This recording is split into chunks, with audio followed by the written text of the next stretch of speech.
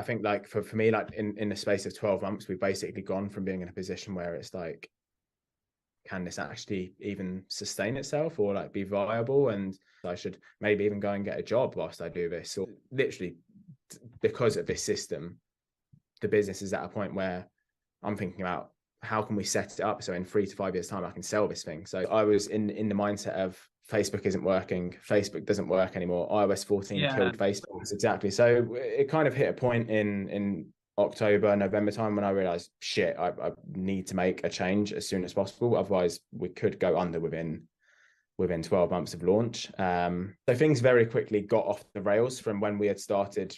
This was like January 2021, just to give some timeline to it. And then now we're talking like September 2021. So in 9 months, we built up to like 200K a month pretty much in May. And then, but then things quickly dropped off. And then bringing in the agency just expedited that process because we were doing stuff badly on Facebook and all they did was, expedite that process. Yeah. They came in, launched 10 more campaigns, 100 ad sets full of interest groups, just targeting every single interest group you can imagine. No creative strategy whatsoever. Basically copying and pasting the ads that I already had and just running it towards interest groups, despite being promised, making new ads and stuff. And I charged 7.5K a month for that service. So I decided to cut ties with the agency, stripped everything back, so pulled away from all the advertising channels and just basically reassessed our situation.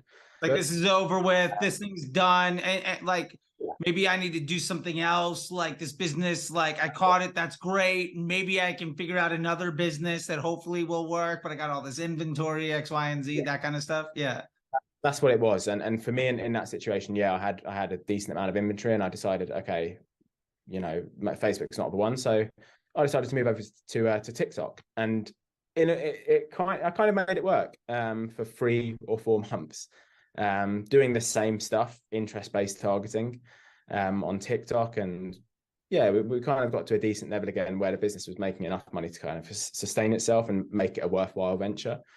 And that kind of brings us into like February, March 2022, where we decided, all right, TikTok's doing well, let's give this Facebook thing another crack. And at that point came back in and tried to copy what was doing well on TikTok, which was multiple campaigns, dozens of interest groups, and not very many ads and not much creative strategy at all.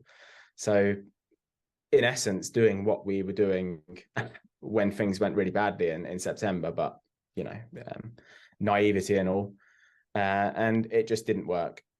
Then I kind of it must have been like a stroke of, it must have just been pure luck, but I think you had like it wasn't even, I think it was under 100 subscribers at that point, your main one, your Charlie T. And I came across it and started consuming the content, and I really, really liked your methodology. Less stress, more success. Yeah, exactly. Hopefully not more stress. I mean, maybe at this point a little bit, but I kind of got a glimpse into what you were doing. I had to kind of piece it together for myself, obviously, because it's just the YouTube and your whole one campaign, 322 DCTs. And I said to myself, okay, things are going very badly right now, doing this complex system. Let's sit down, look at the numbers, and then come back with something that's an acceptable CPA for us on Facebook, and then try and install this method. And within like the first few DCTs, I kind of came across a few bangers. And obviously from the call the other day, you saw inside of the ad account, April 2022 is one of the ads, one of the longest serving ads has been running to this day. It's still running, that first one. Over a year. 18 months in, yeah. That's amazing. But that, just seeing that happen, it just blew my mind. Like, obviously where I was like, audience targeting is everything. That was my previous mindset. I was like, no interests, no party sort of thing.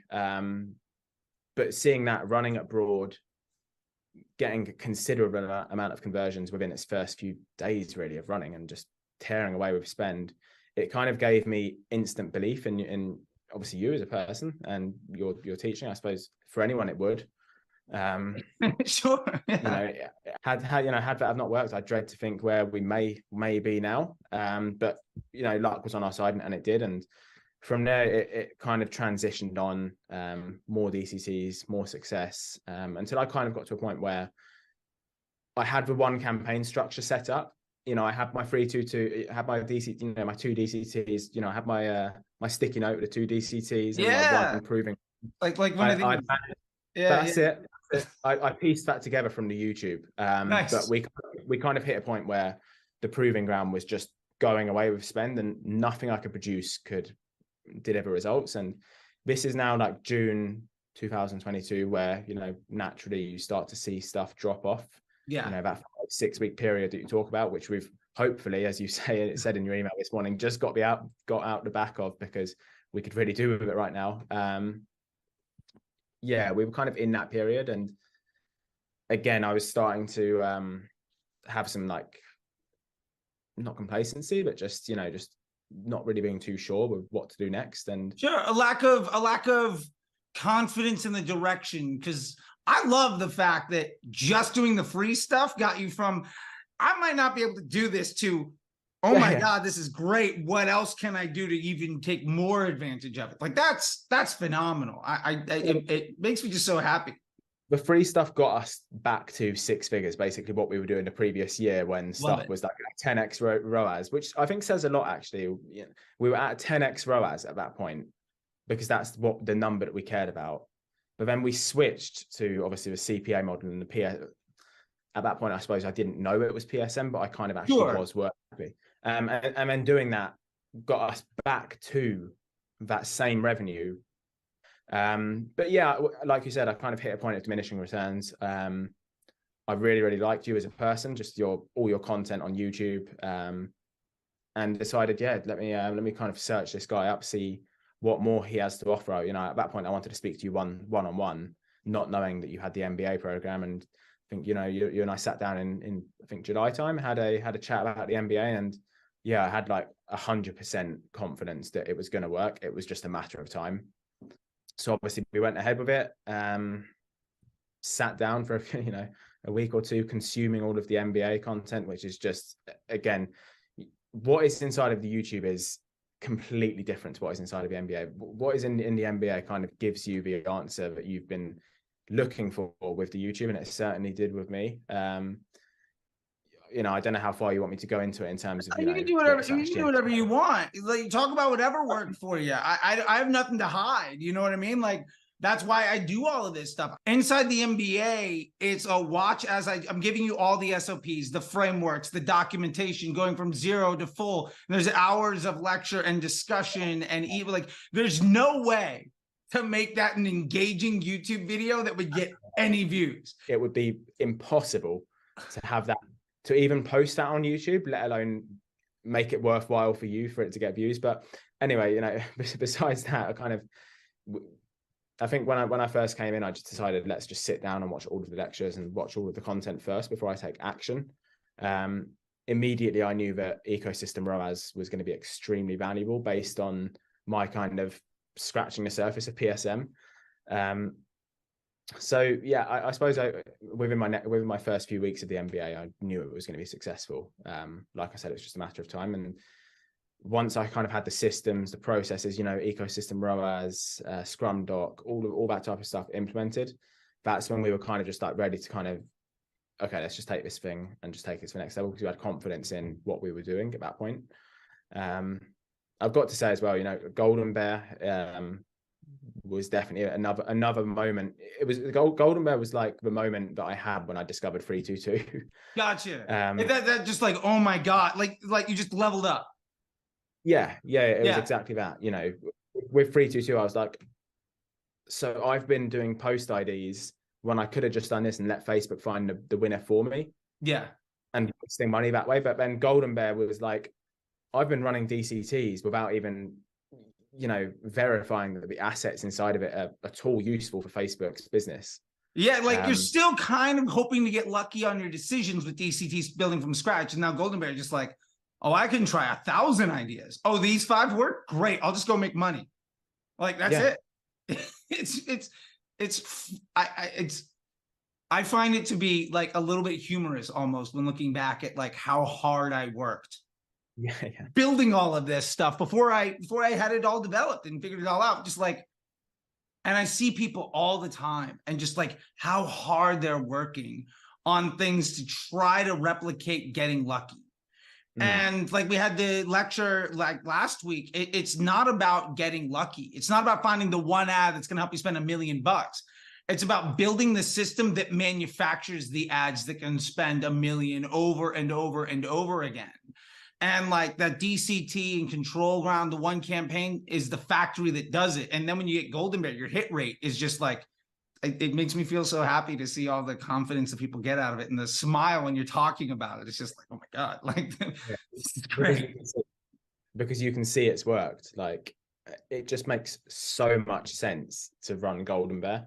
And obviously, you know, without being in the MBA program, I would have never known about it. So yeah, there's that. But being able to run stuff for so cheap, and then, you know, verifying, okay, how many clicks does it get? What's the estimated action rate? If you'd asked me the year, you know, even a few months before I joined the MBA program, what estimated action rate is, I would have said, what the fuck is that? And Right. I would, at that point, 200K into Facebook ads, and to not know what estimated action rate, to me just seems just so stupid. Because yeah, I think it's quite easy to chase your tail without having Golden Bear in place, because at least when you have Golden Bear, at least you've got some type of structure as to what you're testing. Whereas I've actually seen like a few people taking your 3-2-2 method, but they're teaching it in a horrible way. Like obviously you can block this out, but I was watching a few Nick Ferrio videos. Okay, sure. Yeah, and I won't block it. Like I see it too. I like this last week, I saw like it posted in 5 different places, and I saw some like other really well-regarded folks that know me that have blocked me after personal conversations. Like, I don't even know who that is. This is a crazy idea. See how it works. Like, so 100%. Like, you know, I think people are trying because they didn't go through the MBA, so they don't fully understand it. They're not even in disruptor schools, so they haven't had that hands-on approach. And so they're like, well, I've seen the videos. This is how it's working for me. And it's like, okay, that's it's better, but it's not quite what close to what they could be seeing. You're still missing the other, you know, the yin to the yang. Yeah. It just doesn't work without, one doesn't work without the other. But yeah, anyway, in his videos, he's just like saying, okay, we're going to launch X amount of DCCs per week. And it's just, but again, I was just thinking, but you're still guessing. Yeah, I see so many people that still, and I still see it to this day, people are like, well, the path is just like, all right, new ads do better than old ones. Okay. And new pockets of audiences like are bringing me new customers. So what I need to do is launch as many ads as possible to reach as many pockets of customers to try to get as many wins as I can. And like, they're not realizing that, like, so you're building your entire business off of things that last for 3 days, 5 days, 7 days in a way that makes everything that happens after the click almost impossible to improve. When you say it out loud, I can't find anybody that defends the idea of like, the way to have consistency and projectable results to reliably predict outcomes and scale your business is to make the front end completely unstable and unpredictable. Yeah, like, it's stupid. Why not want that? So, I mean, kind of, I suppose, moving on, you know, we really started to see some very strong success with the entire program within the first few weeks of really joining. Once we had obviously the systems processes in place, we kind of were at like September 2022, I want to say. So not even that long ago. But at that point, I still didn't have, for some reason, I still didn't have full belief in Golden Bear. Yeah, we kind of got to a point where we were like, okay, we've got a solid, we had built out a control campaign at that point, and we had separated our one campaign, which was now our testing campaign, from the control campaign. And we were seeing a lot of success with that. And then we decided also as well to bring in the whole automated rules system. Nice. So we were at a point where we were spending like a considerable amount of money per day on Facebook. But then it was just, at that point, it was just like, okay, cool. What's the next ad that's going to come in and just swallow up spend and take us to the next level? And Golden Bear completely unlocked that for us. And I'd say like December 2022, we came across some pretty strong performers that you would have seen in the creative strategy call the other day with Sarah. As soon we had one that's still running again today. As soon as it came into the account from, you know, fresh out of Golden Bear into DCC, it just exploded in spend. we couldn't, we pushed the budget higher and higher in testing until we just thought, fuck it, let's just drop it into control and see what happens. And immediately took over spend. And we're in Q1 of this year, we did our entire revenue for the previous year. Wow. In the 3 months. That kind of says a lot. Yeah, it was a nice way to start the year. And we were able to massively scale. We were able to 3x the spend in the space of 3 months. We're still hovering at about around that level because, whilst April and May were good, June has been. Hey, look, if you're pulling back to only doing in 3 months what you did the previous 12, like, you've got bigger. That's not the world's biggest problem. You know what I mean? Like, that's okay. And come Q3, Q4, I'm sure you'll double that. Yeah. Well, that's kind of what we're building towards. I've kind of just accepted it for what it is. Where, June, this month is CPA just is going to be a bit higher inside of our ecosystem, and that's fine. We've got the room to allow for that. For me, these past few months, it's just been about, okay, what can we now do off of Facebook? How can we improve the website? How can we improve Amazon listings? We obviously do a lot of business on Amazon. And then one other thing, actually, speaking of Amazon, is when I first came in, I had no idea how to integrate Amazon with the ecosystem ROAS until I just decided, how about I just take total sales from the business divided by total advertising spend, and just have those columns built out inside of my ecosystem ROAS and Scrum Doc, and just run the entire business based on how much did we spend on advertising overall, Facebook, Google, so forth. How much money did we make? And I can sleep easily running the business that way. It's just so much easier than trying to hit a $20 CPA on Facebook, 15 on TikTok, 10 on Google. Yeah, like the idea of the idea of chasing an attribution based solution to revenue doesn't, it's a nightmare. Like, I've done that where I had a 6-figure daily budget across 5 different platforms for like a 9-figure business. And it would take 3 days to figure out what happened the week before. 6 months later, I was ready to just jump off a bridge. Like, there's just like, the worst part, the next year we were in the exact same place we were the year prior, because all I had done was chase my tail on more or less the universal things that were happening in the environment. Oh, Q1 super cheap, Q2 gets bad, in the summer things are terrible, Q3, Q4 just normal consumer behavior. And when it came back around, I was in the exact same place where I started. And a lot of what we talk about in the MBA is some of the solutions and tools that I built to not have that problem the next year. And the next year we were at a spot that was about 4 times bigger than when we started. And within 12 months of that, Deloitte bought the business and I was no longer there. So it was a great thing. 15 to 95 in about 18 months, basically following that path, which is great, and that's what I love about the MBA, because it's a system that you've used to get a business that got bought by Deloitte. I think that says everything that you need to know. And I think the other thing that I like about the MBA is what you just touched on, where you're talking about the whole dynamic. Throughout the year, you're creating content and teaching us stuff that is relevant to what's going to happen next. So like February or was it January, I think this year, you were talking about, let's start to implement some Reeb upsells. Let's build in some stuff that, increases our basket value before, June time comes around, where your CPA is just naturally going to rise. So it's almost like working with someone who is working 3 months ahead of you. Fair enough. Yeah, I'll take it. Yeah. A decent compliment. There's a compliment in there somewhere.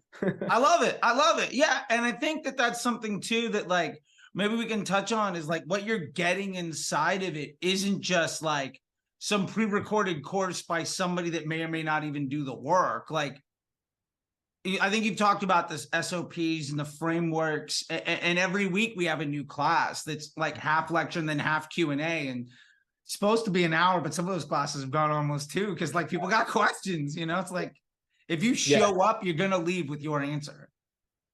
That's it. Exactly. I think that's so valuable as well, because moving on from the SOPs and frameworks and the previous lectures, which everything's recorded, so I've gone back and watched probably at this point like 90 hours worth of lectures. Fair enough. Yeah. But that's like the beauty of it. But it's not just a pre-recorded course with a few smashed up Google Docs, Google Sheets, and you kind of bring people in and you're like, okay, there you go, just follow that and you'll learn.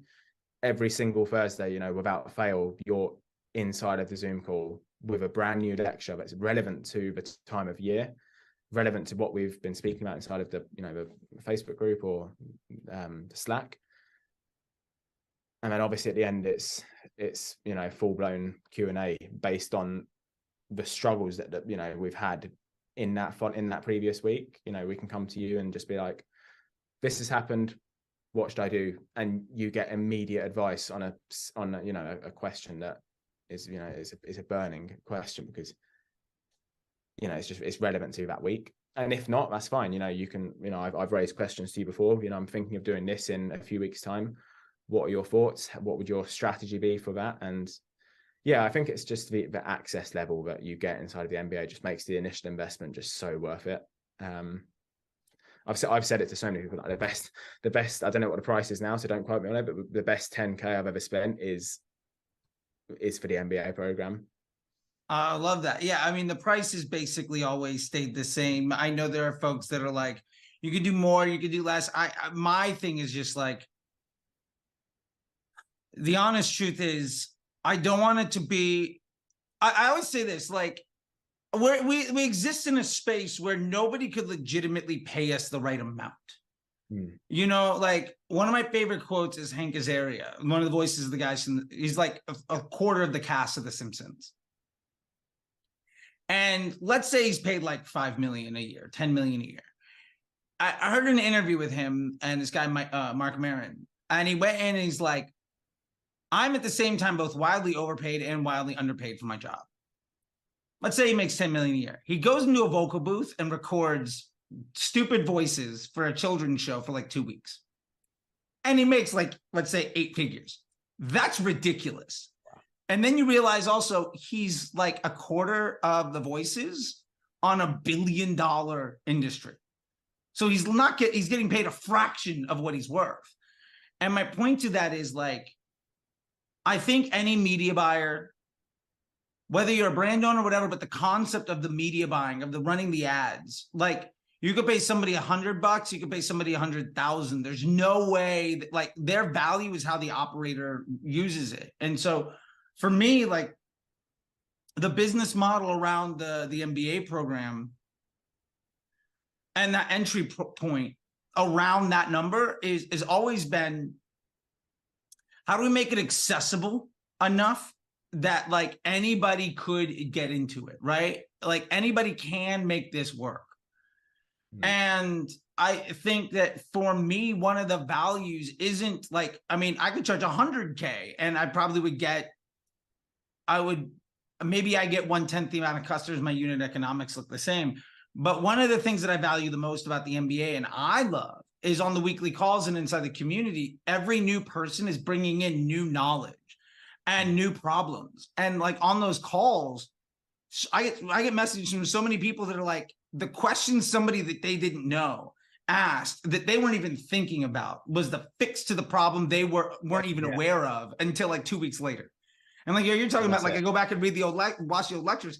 It's somebody else's question from like 3 months ago or June of last year, where their answer was the problem that you face tomorrow that you weren't even aware of.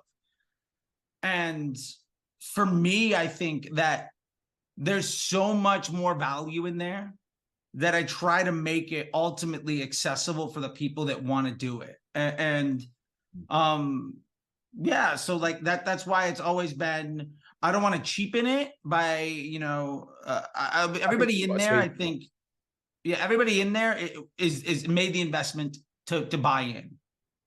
I think you've got a sweet spot with it, to be honest, where it's obviously for most people coming into it, it is a pretty significant investment, but it's at the same time, it's not too cheap where it obviously devalues your incredible work for it.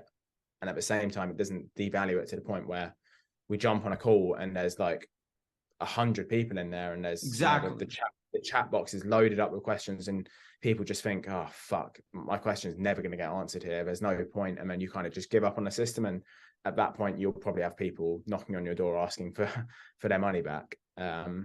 So I think and I've done that where it was like $500 to join the thing, and the call that's supposed to be 45 minutes is 3 hours, and you wait like 90 minutes to get a 2-minute response to something. We're like, well, that's not good enough, but there's 20 people behind me, so okay.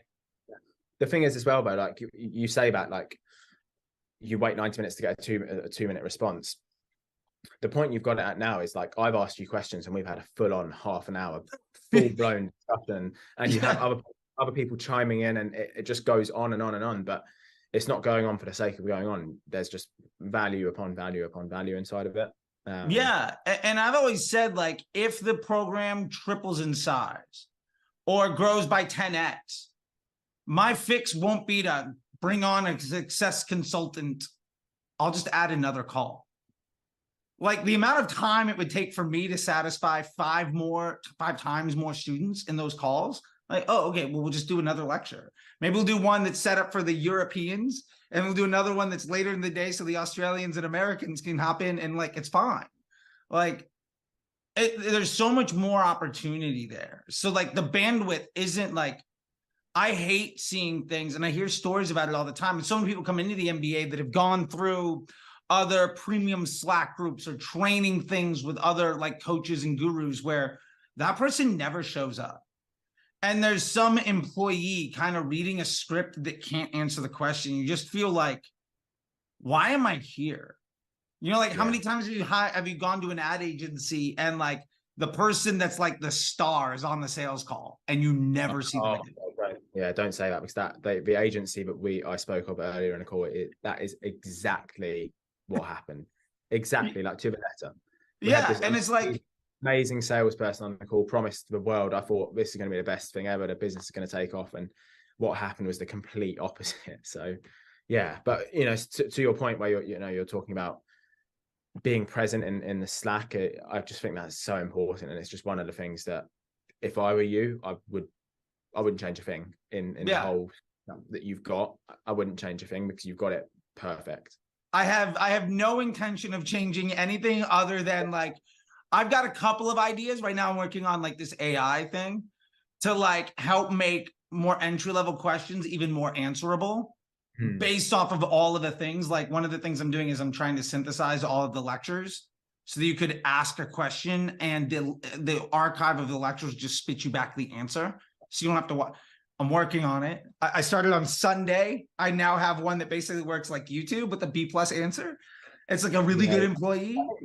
That's probably one of definitely for maybe not so much an MBA, but in Disruptor School I do see it a lot more, where you're getting some really, really basic questions, and you know, not to call anyone out or anything, but you just see it sometimes and you're like, oh.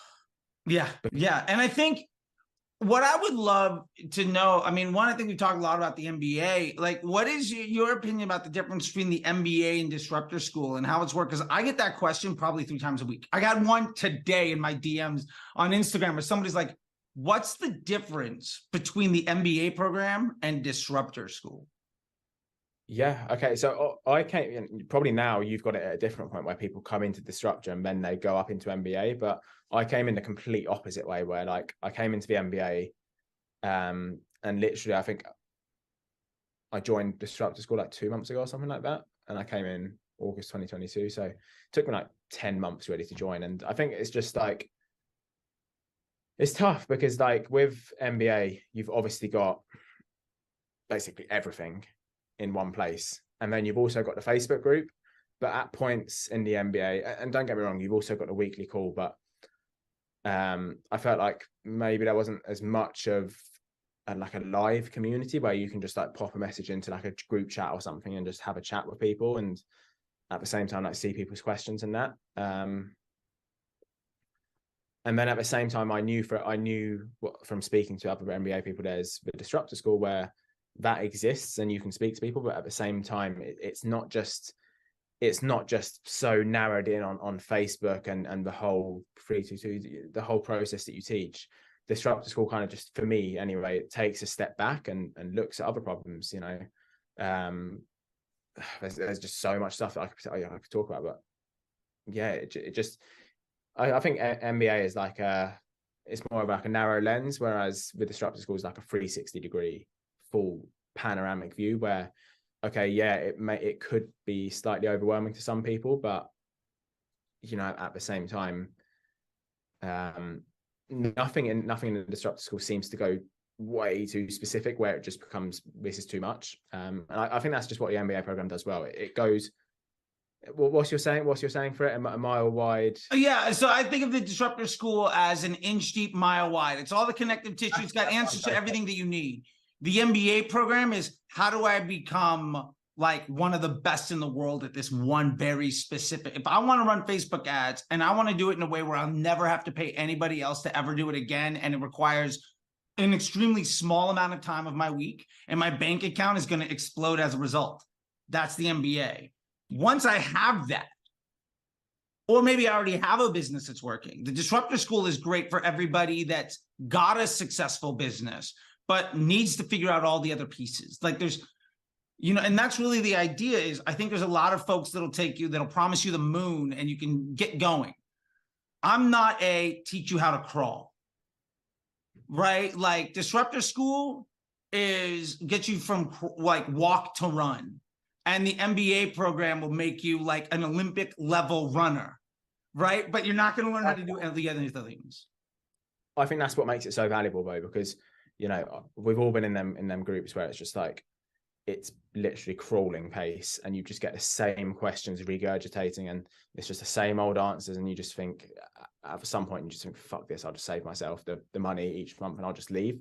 Whereas in the disruptor school, yeah, I think it's a fine line between getting people in who, you know, are still at that pace, and, you know, nothing against them, you know, we all start somewhere. Yeah. But when you're investing a considerable amount of money each month into something, you perhaps don't want to be at a point where you're seeing like complete beginner questions. You want to know that people are on the same bandwidth as you, and I think that's what the disruptor school does well, because, you know, I just know for a fact there's people in there that know so much about their field, and like you say, it really is a mile wide. I think that's probably the best way to answer that question, in all honesty.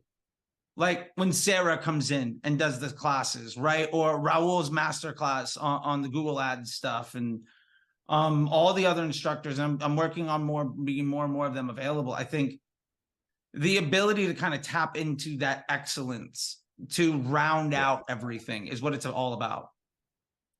Yeah, no, yeah, no, exactly that. And that's like something that we've not even spoken about. The fact that you bring in special guests in their field is just insane. Like, for, you know, the creative strategy call that we had on Friday, like I messaged you in the MBA call on Thursday, and I was like, hey, I wouldn't mind Sarah having a look at my stuff. I'm kind of struggling at the moment in terms of CPA and producing some new stuff. And you're like, okay, cool, let's do it. And yeah, the value that she provided was like insane, and it's exactly what I was looking to hear. And yeah, it's been a fun week, kind of making some of that content, particularly with the one that you sent me on Amazon. We've been doing all sorts of stuff to that thing, chucking it around, pouring water over it, everything. So yeah, I just think it's just a full, yeah, it's just like a universe really for Facebook ads, and just knowing you've got support, it just makes life so much easier, because every single day there's a new challenge that arises with it. You're talking about something here that I think is most important to me, is that, like, I remember being in that place like 7-8 years ago where I knew that nobody else in the room understood what I was doing, and I couldn't ask for help from anybody that understood what I was doing. And at the time, like, I could go to Facebook groups and I could try things out, but like their answer doesn't fit my business. Like their answer doesn't fit my measurement or my testing. So now most of the answers you get are either from people that are trying to sell you something or that have nothing to do with what you're doing. So the insights you get are almost like there's no actionability on the advice you get. And so it becomes, I think that's where the MBA program is just, for me, just like so beautiful, because everyone is following the same nomenclature. We're all following the same system. So if I've got a question on one particular thing about that system, there's 10 other people already who have the answer to it because they were there 3 months ago or 6 months ago or whatever. And that's what makes it just so different to, just like you say, just a normal Facebook group. Yeah. And I think that's ultimately sort of the idea, is like, the secret sauce is what I'm really doing is, I mean, I'm there to help. But if I can level up everybody so that the connections you make with other people allow you to satisfy all of the other things, because at the end of the day, like, you've been in it long enough, like, Facebook isn't, you're not like uncovering brand new things. You're not like, oh my God, this is the new button that I need to hit. Like, so like, it's all about all of the other stuff. And I mean, I've seen you engage with other people too, where like you're asking questions, people are engaging, and vice versa. And that community, and I feel like there's so much missing from what people want inside of mastermind groups or like meetups, and like it's so singular and myopic. And the idea that it's nobody's trying to sell anything, everybody's speaking about the same documentation. Everybody's business is different too. Like, your business is completely different than somebody else's, but because Facebook is software, it works the same for everyone. Like, there's no reason that you can't share information and understand what's happening. And I like I said, I think the secret power of it is just how many great people are in, and every new person that joins makes it better. And ultimately, what I talk about all the time is investing in assets that appreciate in value. And the fact that like it's effectively, you've already made the payments, you've already done the thing. It's lifetime access. Like, you're already in, and just every week there's more value that you can come back and tap that well over and over and over again. I think that like that's the whole idea. Yeah, exactly. I think for me anyway, my closing point on it would probably be just having that community there, because where I was anyway, and I'm sure you've probably got people trying to apply for the MBA now. You've probably got a lot of young guys that started their business, seen some success, and they've got themselves to a certain level, but then as businesses, they've hit a point where they're struggling, and they've just got their like girlfriend or their friends who have like a normal job. They have no idea how it actually all works. And I was just like looking around and thinking, nobody actually knows what I'm doing at the moment. And I also at the same time have nobody that I can actually go to and ask a question that I've got, or even just have a chat. Like it, yeah, I actually look forward to having the MBA calls like on a Thursday, because I've worked all week in the office, and it's just a nice time to just sit back a little bit, unwind, listen to something that's completely new and I would have otherwise not thought about, hear some other questions, ask a few questions that I've got, and just the whole community of it is just what makes it so valuable for me. Yeah, like what I'm hearing, and I love, and we'll definitely close it on this, is just like, this path can be so isolating. You can feel so alone, even in a room. Like I've worked in an office of 100 people, and literally there's 2 people I could ever talk about. And they were basically my bosses or the person that was like my employee. And I can't go to my boss and ask for help because like they're busy with other stuff. And I'm directing stuff, and I sure can't go to my employee and be like and like, hey, what are we gonna do? I mean, I try to, but like the fact that there's just, you don't have to feel alone. And any question that you have, there is a resource to get an answer that applies to your problem that has been proven to work for other people. Like that to me feels invaluable. That's it. Go on to Slack, type in the keyword, bang. There's a 30-minute video that you've done on it. And I think I probably had it easier than you. You know, like you said, you had a boss and an employee who kind of leaves you in between a rock and a hard place. You can't exactly sit there at a desk and just watch YouTube videos on how to make that work. You kind of have to know. Whereas for me, it was different. I was sat in like a completely empty office. And yeah, like you said, as isolating and as lonely as that is, at least I could go on YouTube and try and make something work. And literally, like, thank fuck I found you on YouTube. Well, thank you so much, man. I mean, that's what I hope with doing more of these interviews is, and just having conversations with you and anybody else that's watching it, is to like, somebody can say, I'm in a place where this is working. I have questions where I don't know who to trust on the answers. And everywhere I've gone feels like somebody's trying to get something from me, or what works for them doesn't work for me. And the MBA program is a solution to that problem in a way where, I mean, we don't have people that are failing. Like that's the other thing. Like, how many people are you sitting there be like, this doesn't work? Like, nobody. What? And they would, if it wasn't, they would say that. Oh, 100%. Yeah. Like, I wouldn't be quiet about it. it's been going for years and that hasn't happened. Like, I think that says a lot. And we've had people come in with stuff that's failing that are building family businesses now. We've had people do exits. We've had everything under the sun, from lead gen and insurance companies to like pet brands, like D2C, SaaS, lead gen, e-com, ad agency owners, marketers, brand owners. Folks like yourself are kind of the have to do everything, and then you just hire the other people so you can get back to the one thing you're doing. Like, it's everybody. And I love that, because every day I get to sit and help people have the confidence that they deserve so they can see that more success, feel less stressed, and ultimately live a life where they're happier and create opportunity for other people. And at the end of the day, I think we have a great job in that we get paid well to effectively make other people happy and create opportunity for other folks. Like, your product meets a need where someone's going to be happy because they open the box. And more importantly, they're going to be happy because they open the box afterwards of what they're getting out of it. Hope it made you smile. Yeah, it did. It did. Absolutely. Right. Like, and you're creating jobs while doing it in a place where you're no longer having the fear of, will this work? And I don't know what to say. I don't know where to ask, and I'm lost and alone. Yeah. And that to me is why I do it.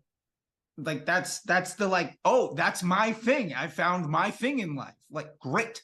It's awesome. And so I really appreciate it, because I get to have chats with people like you all day where you're just like, yeah, this is great. I love it. What else? Like, give me more. I'll just take it. And I'm like, all right, great. I'm working on it. Yeah, with that, I appreciate it. And what I'll say is, one, thank you a lot for your time. I know it's valuable. And I'll leave it, the last word, to you. If there's anything you want to say, anything that you want to, mention, or just anything we didn't talk about, like, let me try to give you the last word here, just so that it's like, not all about me, because it's not. And so with that, again, just thank you so much. And I'll leave the floor to you if there's anything else that you wanted to mention or say or talk about. I think, like, for me, like, in the space of 12 months, we've basically gone from being in a position where it's like, can this actually even sustain itself or like be viable? And perhaps I should do this, perhaps I should start an agency, or perhaps I should maybe even go and get a job whilst I do this, or should I do that? And now we're at a point where, literally, because of this system, the business is at a point where I'm thinking about, how can we set it up so in 3 to 5 years time I can sell this thing? So I've gone from a position of being like, okay, what am I going to do next month, to I'm going to do this for the next 5 years, and then we're going to be in a position to, move on to the next thing. So having the confidence to think that far ahead makes me sleep easily at night and actually enjoy what I do every day. So yeah, I think that's probably the perfect way to wrap it up, really. I love it, man. Well, thank you so much, dude. I'll talk to you later, dude. I appreciate it. I know it's getting late in the evening for you, so I'll let you enjoy yourself, and you take care, man. I'll see you tomorrow in the NBA, Thursday, isn't it?